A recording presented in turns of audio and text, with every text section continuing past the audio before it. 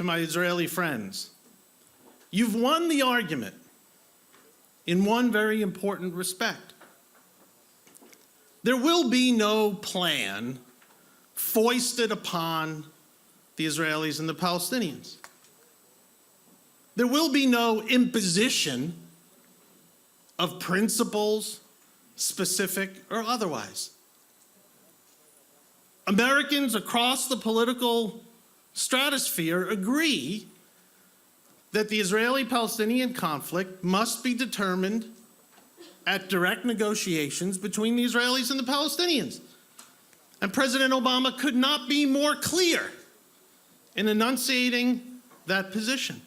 The question is not what's going to happen in the American elections, as defining as they may be in many respects. The question is, what's going to happen in the Israeli elections? What debate will occur amongst the Israeli public?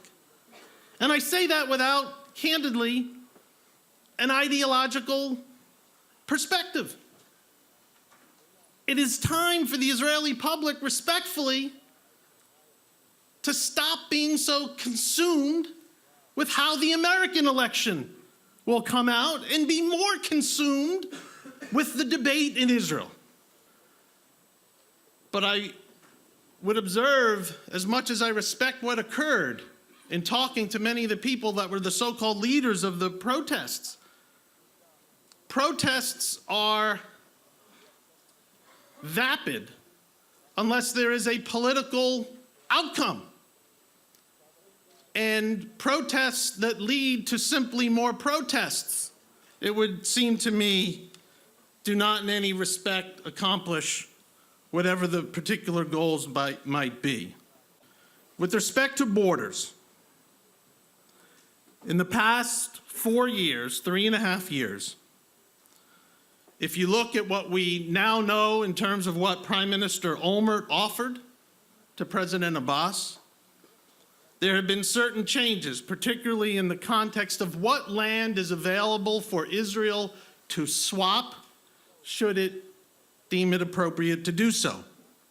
We know roughly that Prime Minister Olmert offered essentially a computation that took roughly 6% of the land of the West Bank and Gaza. And of course, President Abbas offered roughly 2%, 1.9%. Under most analysis of maps, the land available within the pre-67 lines of Israel to swap, if the Israeli government deemed appropriate to do so, was roughly 5.1% swappable land. Because of Israeli building, and this is pre-67 lines, there's no question about Israel's, I don't think anybody could question Israel's right to build there or do as it wish. That land is now about 4.5%. Why is this happening? Because Israel's government has decided to construct housing and other facilities along the 67 lines. Again, totally appropriate to do so. But why is this important?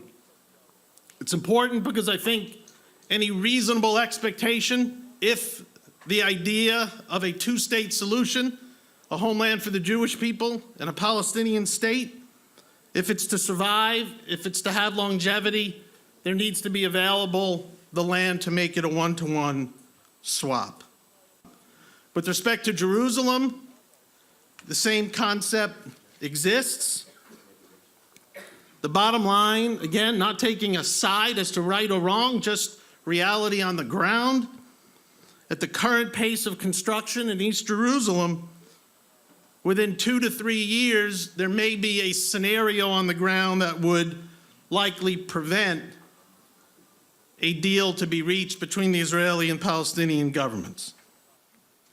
Given the extraordinary state of American-Israeli security relations, given the robust, thankfully, economy of Israel, given the change in the Arab world and the uncertainty that it presents, no doubt, but given this unique moment in terms of the ability to draw alliances with the Gulf states and others in terms of thwarting Iran's nuclear weapon program, that Israel's leverage today is arguably the greatest it will be for the foreseeable future to resolve the Israeli-Palestinian conflict on terms favorable to Israel.